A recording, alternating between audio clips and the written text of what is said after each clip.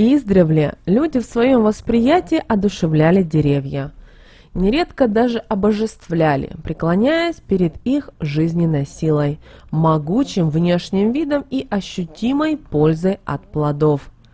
И сегодня мы, друзья, с вами поговорим об одном удивительном дереве, посвященном Юпитеру, самой большой планете в Солнечной системе, названной в честь верховного бога древних римлян.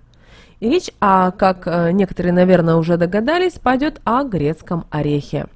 Друзья, орех – дерево целеустремленности и силы, символ победы над внешними обстоятельствами. Дерево-крепость. Вопреки названию, родиной грецкого ореха является не Греция, а Средняя и Малая Азия.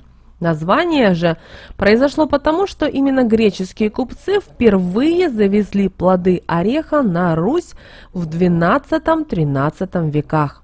Иногда его еще называют воложским или даже царским орехом. А в Древней Греции называли не иначе, как желудь богов. Со времен далекой древности люди ценили грецкие орехи и верили в их колоссальные врачевательные и магические способности. Так жрецы Вавилона считали, что сердцевина ореха, напоминающая по виду человеческий мозг, способна одарить того, кто будет съедать по 3 ореха в день, небывалой мудростью и верой в себя. Поэтому простолюдинам под страхом сурового наказания запрещалось употреблять чудесные плоды в пищу. Во времена Древнего Рима грецкий орех был обязательным атрибутом свадебных церемоний. Считалось, что если преподнести орехи новобрачным, то они в скором времени обзаведутся здоровым и многочисленным потомством. Кстати, этот обычай сохранился в странах Средиземноморья по сей день. На Кавказе и в Молдове существует старинный обычай сажать орех после рождения каждого ребенка в семье.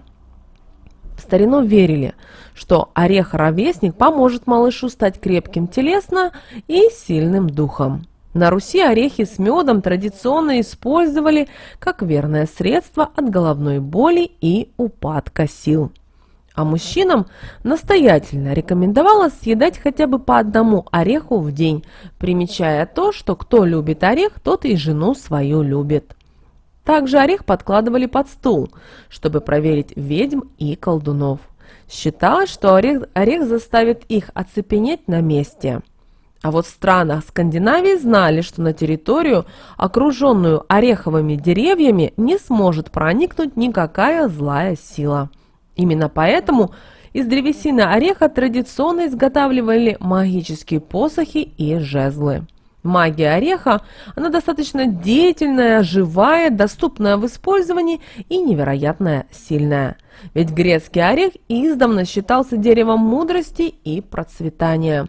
Поэтому, даже если вы просто будете носить орех в кармане, это даст возможность подзарядиться энергией, которую безостановочно генерирует это удивительное растение. Если вы хотите узнать, будут ли удачными ваши начинания в делах, просто рассыпьте горсть орехов по столу и пересчитайте, не скатившиеся на пол. Ну а если число четное, знайте, вас ждет успех. Девушки часто гадали с помощью ореховой скорлупы. Для этого набирали воду в миску и пускали в нее ореховые скорлупки с зажженными свечами. Чья свеча раньше сгорит, та девица раньше и замуж выйдет.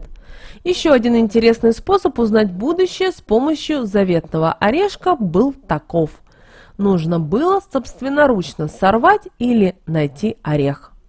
Полночь, загадав желание, расколоть его и внимательно рассмотреть содержимое. Если орех был целый, здоровый, значит и желание непременно сбудется в скором времени. В наше время орех широко используется как лекарственное растение. Не всем известно, что привычный нам активированный уголь производят из скорлупы грецкого ореха. Ореховое дерево – настоящий долгожитель. Она легко преодолевает планку в 300-400 лет, а многие живут и более 500. Поэтому, друзья, посадите орех рядом с домом, и он будет вам и помощью, и защитой. Будьте благополучны и счастливы, как всегда, ваш канал Эзотерика для тебя.